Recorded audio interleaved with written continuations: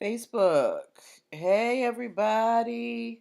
Come on into the room. Come on into the room. Um, Welcome to my little corner of the internet. Um, for those of you who may not know what this is or who I am, don't worry, I'm going to explain all that at 8:05. If you know why you're here, just relax, grab yourself a drink or a snack or something. I've got my bottle of water. Get yourself something to take notes with, and we're going to get started shortly. So, today I don't have a lot of stories for you today, but I do have, hey, Stokes Law Group, but I do have a smattering of stories, and then I thought that this would be a perfect night to do just an open Q&A for your questions. I know a lot of us think about starting businesses at the top of the year, so maybe having a Q&A after the stories, so that as you guys, for those of you who are planning on starting, that new venture at the top of 2023, I can answer some of those questions for you this evening. Okay. Um, okay. You know what? Don't come in here promoting whatever. Okay. This is, if you want to promote some stuff, pay me. um, but yeah, we are getting started shortly. I will introduce myself and my credentials and why you should be listening to me in about 3 minutes. For those of you who are not brand new tonight, I've got a story for you Starbucks lovers out there. I have a question for the football experts.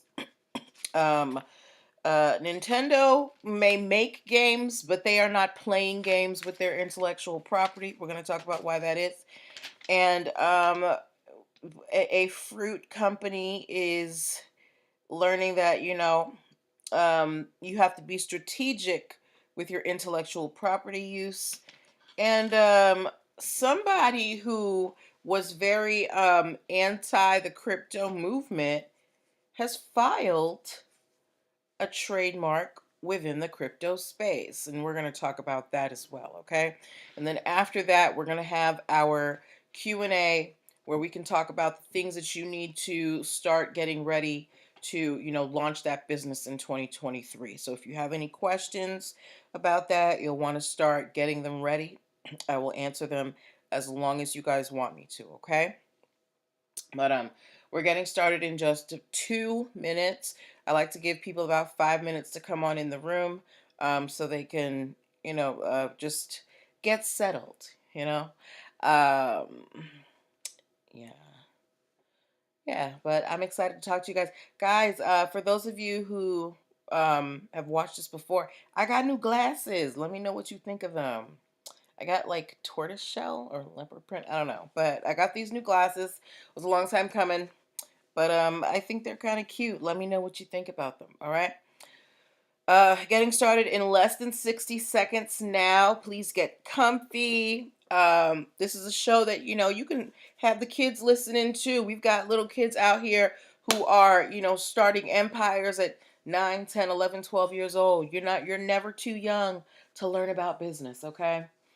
Um, yeah, so we are going to do all of that. All right.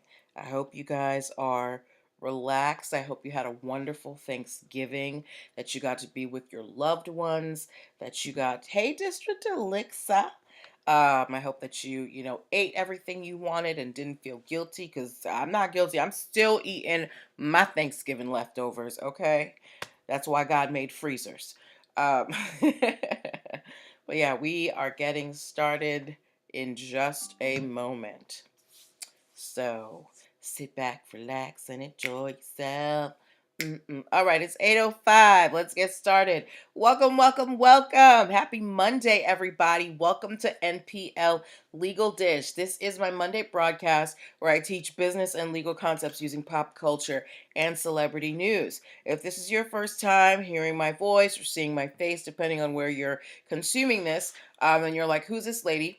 I'm Natalie Pierre Lewis. I'm the host of the show and I'm the owner and operator of NPL Consulting LLC, a business formation firm. What that means is I help people like yourself get your business paperwork together. So things like making sure that you have your articles of incorporation with the state, making sure that you have EIN numbers and DUNS numbers so you can pay taxes and do payroll and open up bank accounts, making sure you have contracts for partners and clients so you don't get left holding the bag, helping you protect your intellectual property so people don't steal your business ideas, and hiring and training strategies so you don't get sued for discrimination, okay? I help you do this and much more. If you're wondering why I'm qualified to help you, I'm very happy that you asked. I'm a licensed attorney. I have been one for 16 years and counting.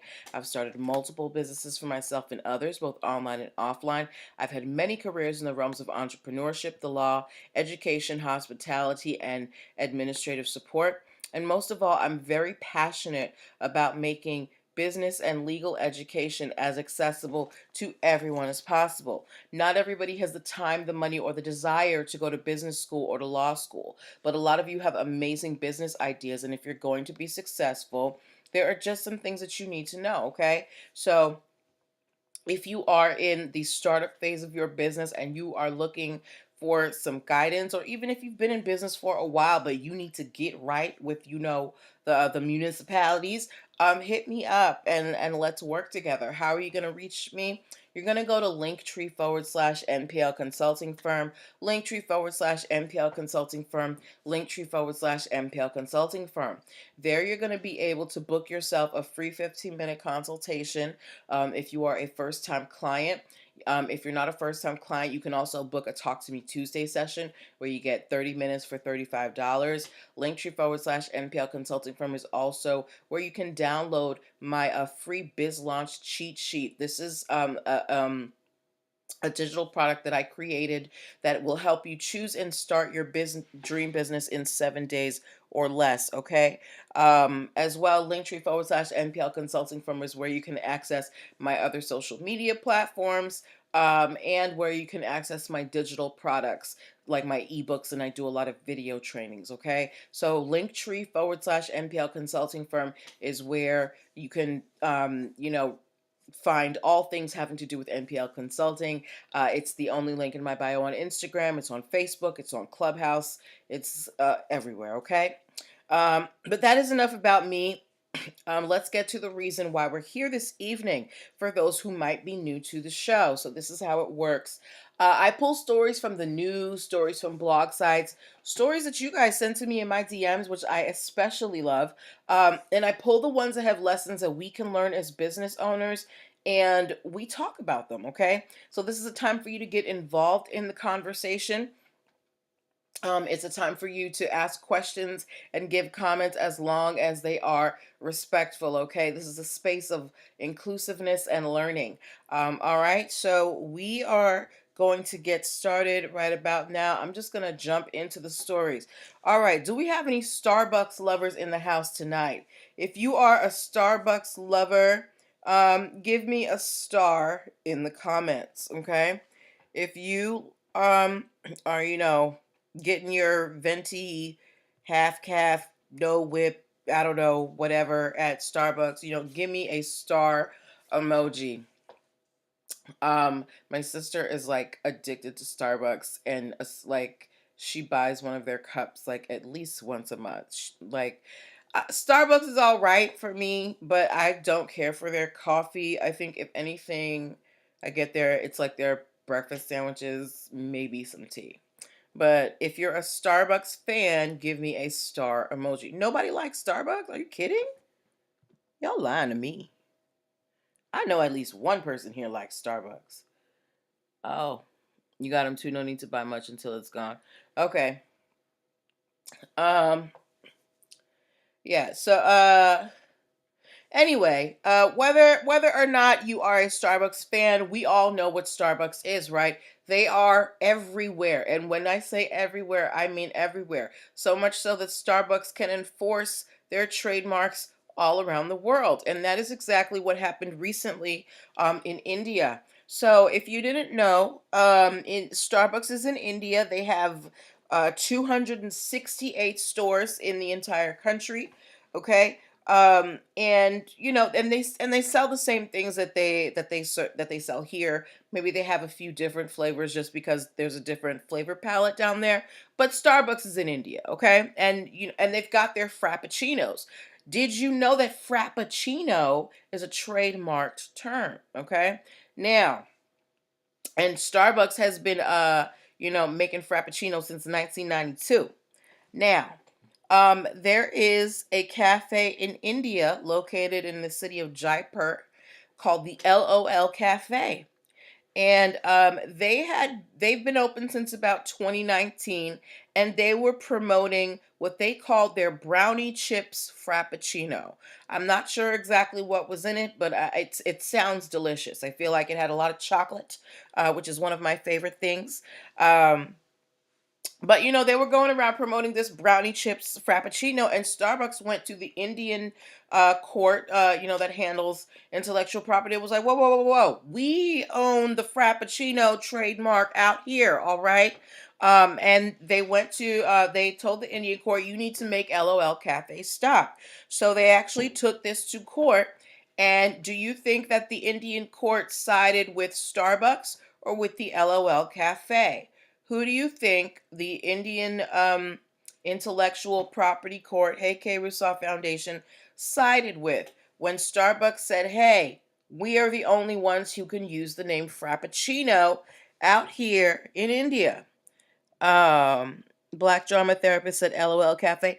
No, actually, the Indian government, their trademark board, they agreed with Starbucks. They were like, you know what, you're right. You do have the name Frappuccino trademarked out here, so we can't allow LOL Cafe to continue promoting this brownie chips Frappuccino, right? It's like here, if you go to a burger joint, right, you're never going to see a burger joint out here that is not McDonald's promoting a Big Mac, okay, or a quarter pounder. You're never going to see a burger joint out here that is not Burger King promoting a Whopper or a double Whopper, because those names are trademarked.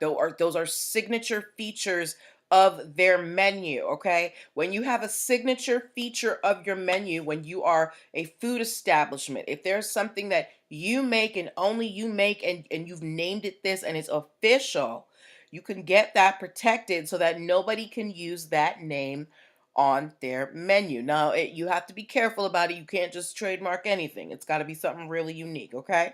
And Starbucks had that with Frappuccino, so they were able to enforce that over in India, okay? Does anybody have questions about that? Anybody have questions about that? Does anybody disagree with the decision of the court? Do you think that Frappuccino should be a freely used term? Do you think that it's something that should be protected? Because there have been instances where trademarks have existed, but because the name has become watered down and generic, people have lost their trademarks. Um, I mean, there were other things that happened too, but yeah. But do you think the Indian court got it right, or do you think they got it wrong? What y'all think? Hey, what y'all think? All right. Let me know what you think in the comments, and in the meanwhile, I'm gonna move on to our next story. Okay. So is anybody here a football, at least somewhat, uh, um, acquainted with football history? Because I just need to know what's happening here. I thought the Raiders were based in Oakland. Did the Raiders move to Las Vegas? Can anybody tell me? Did the football team, the Raiders, that I thought was based in Oakland, did they move to Las Vegas? Can somebody tell me? Somebody tell me. Like, the only team whose sports I pay attention to is the Patriots because I'm from Boston. So I don't know much about the other teams, but did the Raiders? I could have sworn the Raiders were based in Oakland, California. Did they move to Las Vegas? Um, Nobody could tell me. Okay. All right. Well, I'm gonna assume that they did based on this story. I don't think it would be as big of a story if it wasn't the Raiders that I'm thinking of. But anyway, this team, the Las Vegas Raiders, most football teams, they of course file trademarks for their names, for for certain phrases, colors, and things like that, right? The Raiders are no different. The Raiders have recently filed a trademark for the phrase "Win City." Okay, kind of a play on words like Vegas's Sin City. They're trying to trademark Win City. All right. Here's the problem. The Raiders thus far this season, their record is 3-7, which means they've won three and lost 7 games. Right now, how you gonna call yourself Win City if you keep losing? And the website that I read this article on, it's called Yardbarker. It's obviously like someone's views on football, but they were saying that the only way that the Raiders would be able to get this trademark approved is if they got rid of their coach, Josh McDaniel. Okay. Now, when you are trademarking something, you want it to represent your brand. When people hear that phrase, you want them to associate it with your brand, right? Now, there's nothing wrong with the Raiders applying for the phrase Win City. But if you're not winning, applying for the phrase Win City is kind of funny, right? But yeah, so the Las Vegas Raiders have applied for the phrase Win City for merchandise, but they have a very abysmal record this season. So we are hoping that they are able to bring their performance up to back up this trademark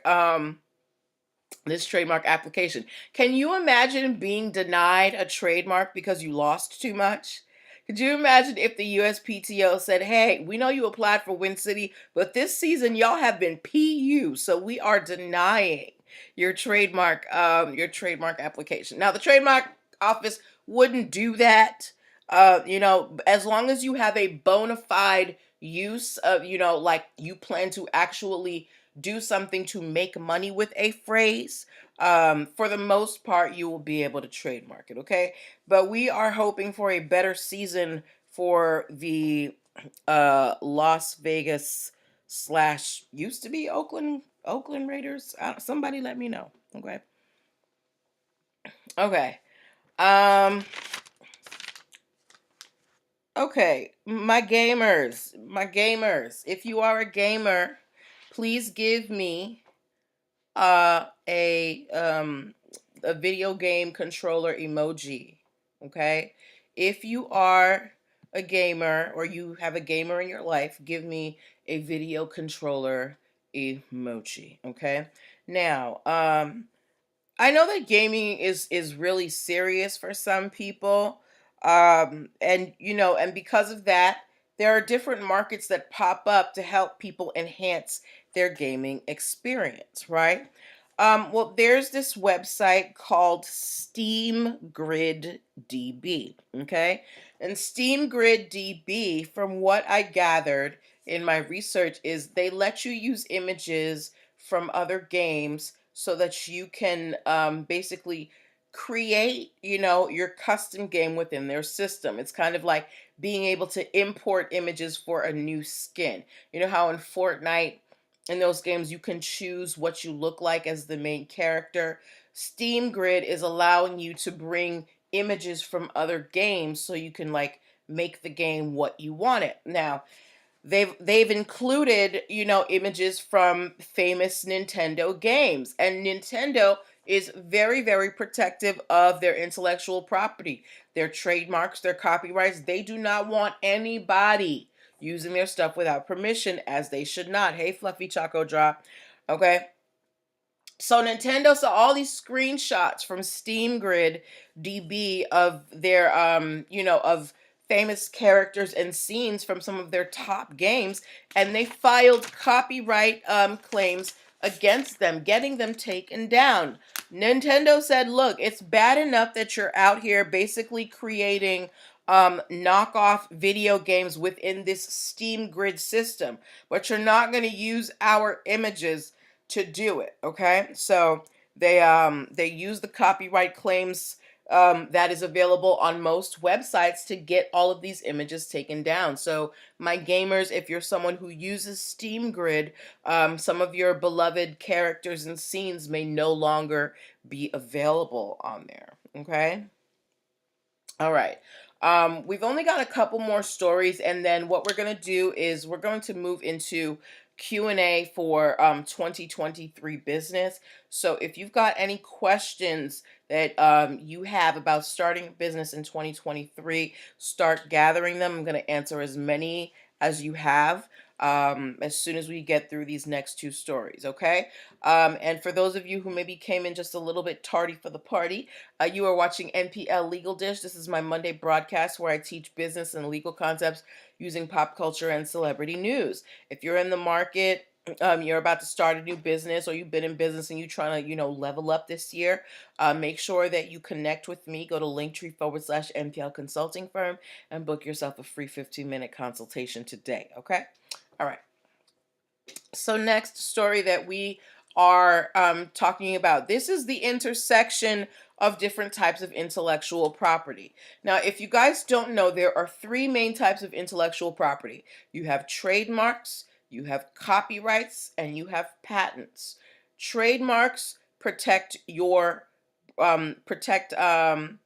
the symbol that represents your brand in the marketplace. Okay, copyrights protect your works of authorship, things that you create with your mind, so books, songs, choreography, etc. And patents protect inventions, ways of doing things, or plants, okay? And this plant patent is going to be very important. So there is a company called International Fruit Genetics. Their job is they create and cultivate fruit, different types of fruit, okay? Now, if you didn't know, when you either create or discover a new plant, a new type of plant, you can get a patent for that, okay? There are over 80 different patents for different types of roses here alone.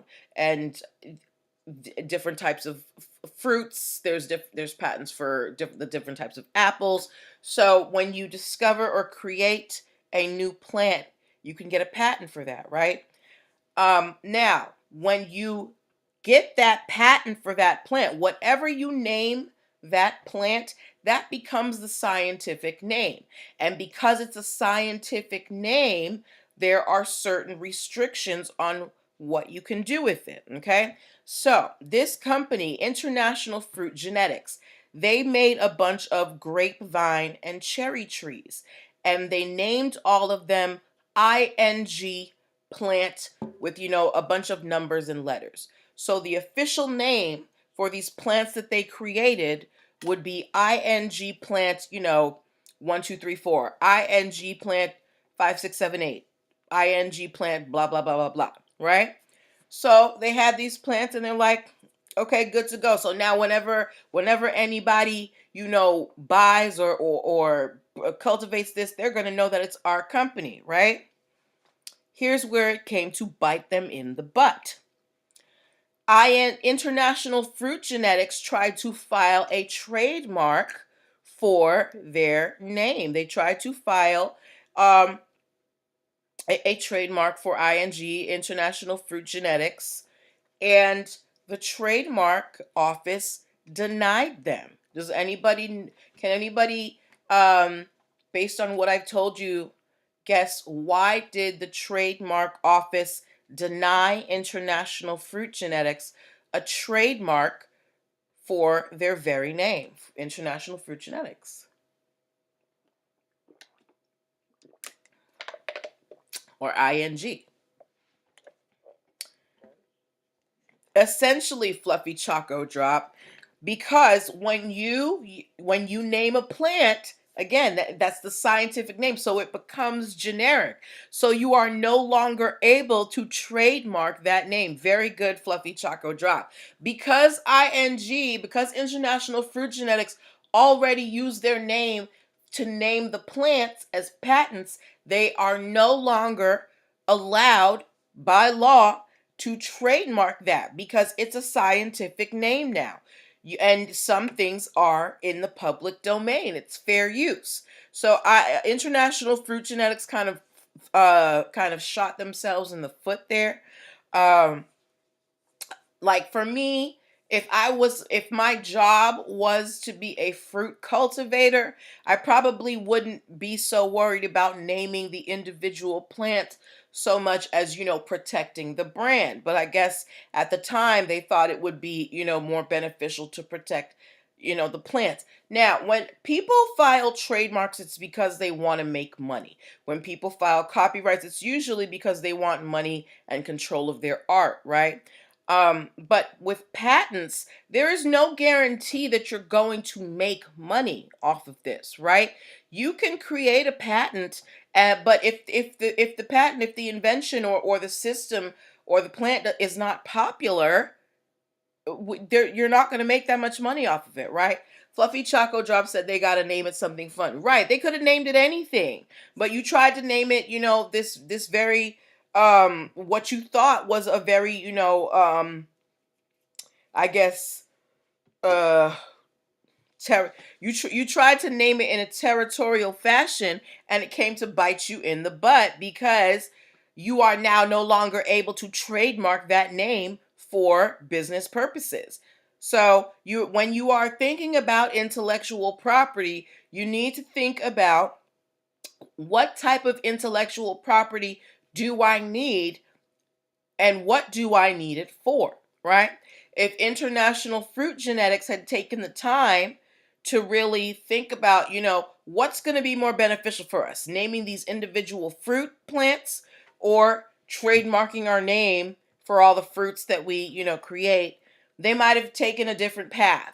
But they chose to patent the names, and now they're no longer able to trademark their business name. Okay, so when you're thinking about intellectual property, you need to think about, one, what are you trying to protect and why? All right.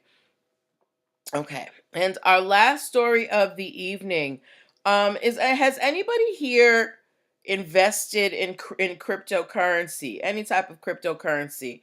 I know it's a lot of stuff going on in the news right now, but has anybody here or anybody here interested in cryptocurrency? Has anybody invested in cryptocurrency, read about it, or just want to know what it is? Who here is, hip to crypto?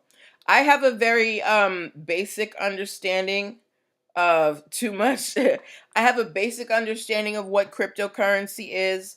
Um I invested for a little bit, but I'm a risk averse person, meaning I don't like doing things that are very risky, and I found the cryptocurrency market too risky for my blood, right? Now, when cryptocurrency was first, getting popping, I remember there were all these news reports about Bitcoin and all of these coins and things like that, and people were just trying to figure out what cryptocurrency was, right? A lot of people still don't know what it is, but it's becoming um more part of, society, right?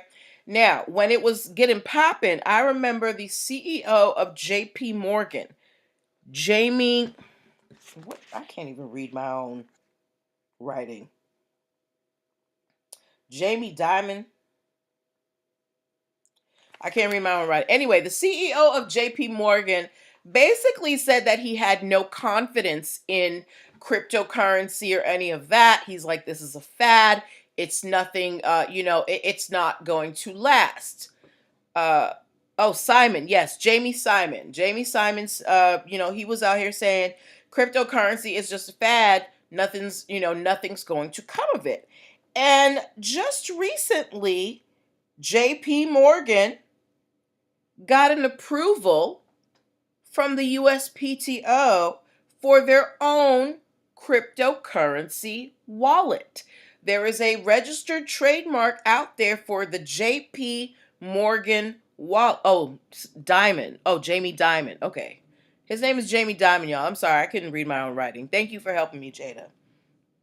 But yeah, Jamie Dimon, the CEO of JP Morgan, said cryptocurrency is not here to stay. It's whack. It's going to fade out. And fast forward to today, JP Morgan has an approved trademark for a cryptocurrency wallet. Now, is it Uchiwali or One Mike, Jamie? You said you didn't believe in crypto. You said that this was a fad. Why would JP Morgan go through yes, hypocrite. Why would JP Morgan go through the trouble of securing this trademark for a crypto wallet if you don't believe that cryptocurrency is a valid financial instrument? Hmm? Jamie? Anyway, um,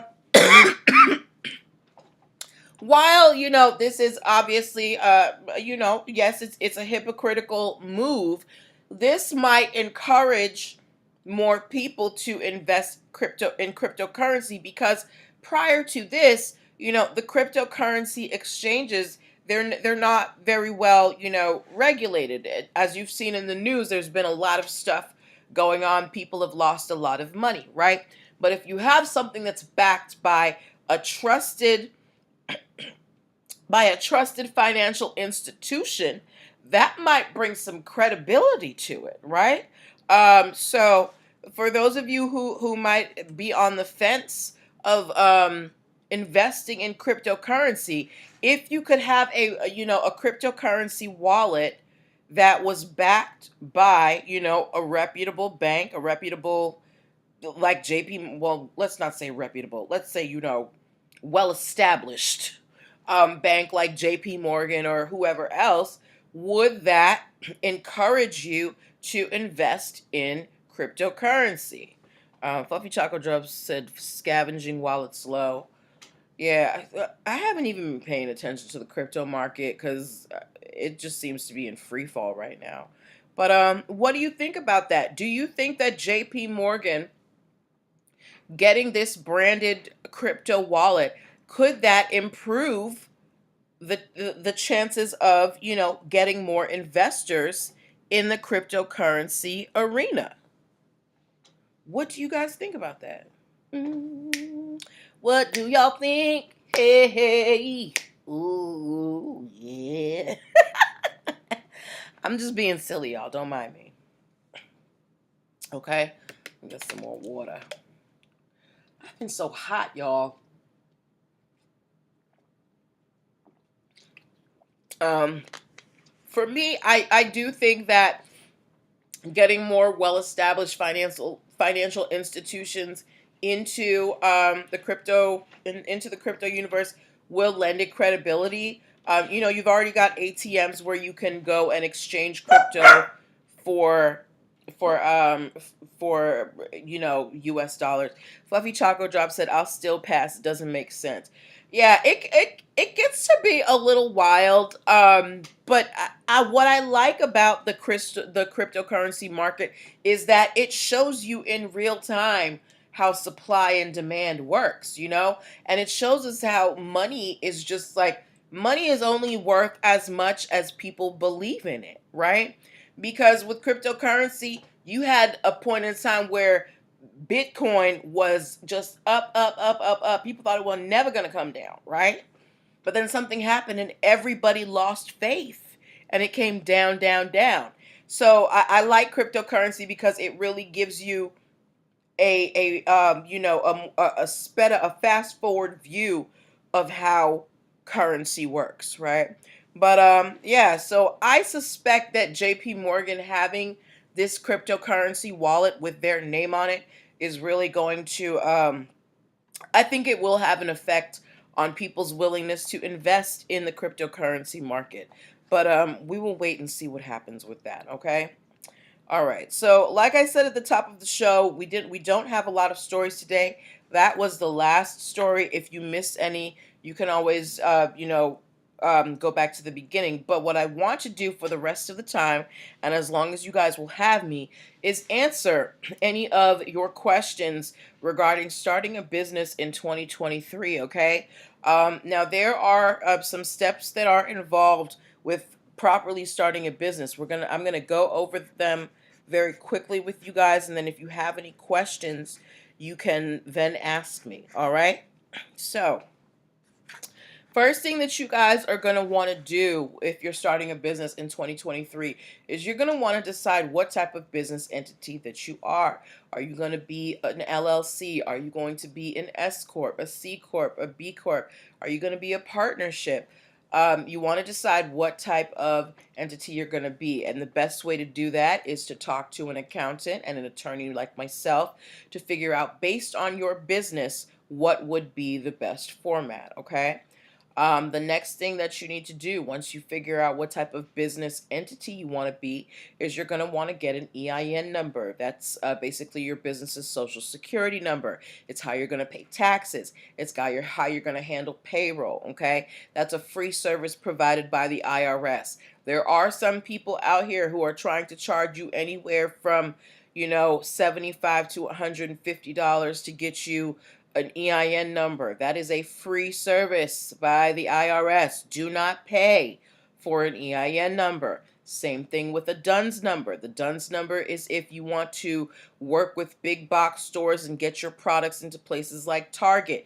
It is a free number to get, okay? And also for those of you who are interested in federal contracting, there is the SAMI number or the UNI number now that has been established. That's being given out by the government. All of these identification numbers are free to get. You should not be paying just to get the number. If somebody's charging you to teach you how to get the number, that's different. But if they're just charging you to give you that PDF, whatever, no. All right. So we said business entities, we said, getting your identification numbers. Third, you want to open a separate bank account for your business, okay? You don't want to be running your business from your personal bank account if you're setting your business up as an LLC or some type of corporation, okay? There needs to be separation. Now, if you're running it as, a sole proprietorship, you do what you want, I guess. But the whole point of a business entity is to protect your assets. So most likely you're going to have an LLC or an S Corp, and you're going to need a separate bank account, to manage funds. Okay.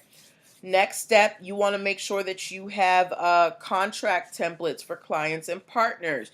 So a lot of my clients, they make things, and they take orders. And there have been situations where, they didn't have any written contracts and they ended up, losing out on money because somebody canceled the order halfway through or asked for their money back. Like, you want to have contracts in place so your clients and your partners know what to expect and what is expected of them, okay? When is payment due? When can you cancel? What is the cancellation policy? All of that, okay? So making sure you have your contracts in place. Then you want to protect your intellectual property. We were just talking about earlier. You've got trademarks. Fluffy Choco Drop said, "What do you suggest for managing rental properties?" Okay, I'm gonna, when I finish this list, yours is gonna be the first question I answer. Yes, intellectual property. So you wanna, if you have a logo that you want to represent your business, then you're gonna want to get a trademark. If you are some type of artist, a writer, a singer, a choreographer, what else is there? What other art? I don't know. What Any type of art, whatever you create, you'll want to copyright because that will give you control over who can use your work. And if you are, if for those of you who are tinkerers, if you create an invention or you create a new way of doing something or you discover or cultivate a new plant, you're going to want to get a patent. All right. And then last, hiring and training strategies. The rule I will give you for that is you should be using the same background check process for everybody who applies for your company. You can't do a criminal background check on one and not do it on the other. You need to do the same type of background check for everyone, and it should be done in the same way. Okay, so that's just the quick overview. If you want, a more in depth, go to linktr.ee/NPL Consulting Firm and download the free Biz Launch cheat sheet. Okay. Now let's go to Fluffy Choco Drop's question. What do you suggest for managing rental properties? For managing rental properties, I would say set up an LLC that you would put the properties under, so that if something happens to the properties, they can't come after your primary residence. You want to separate those, okay? Now, that's the overarching. Do you have a specific question about managing rental properties, Fluffy Choco Drop? Because the overarching thing I would say is create a business entity to kind of separate those properties from your personal assets. Okay. Fluffy Choco Drop said, creating creams and products, is that a copyright or a patent? It would be a patent, because the copyrights are more for if you're a writer, right? Or if you let's say you write a book about beauty products. That is something that you would copyright. Now, your creams and products, that the cream, if you're creating like a body line, you're going to want to trademark the name of the line. So think about Carol's Daughter or Shea Moisture, okay? That represents a whole line of body products, okay? And that's trademarked. Now, if you have a specific formula, like a scientific formula for your creams and products, that may be something that you want to patent, but the real money is going to be in the trademark, okay? For your body products line, okay? Does that answer your questions, Fluffy Choco Drop? Fluffy Choco Drop. Hey, Fluffy Choco Drop. Hey. Feel free to drop your questions, guys. I will answer them as long as you have them. I'm supposed to be on till 9, so if you have questions. Hey, Kels Butter.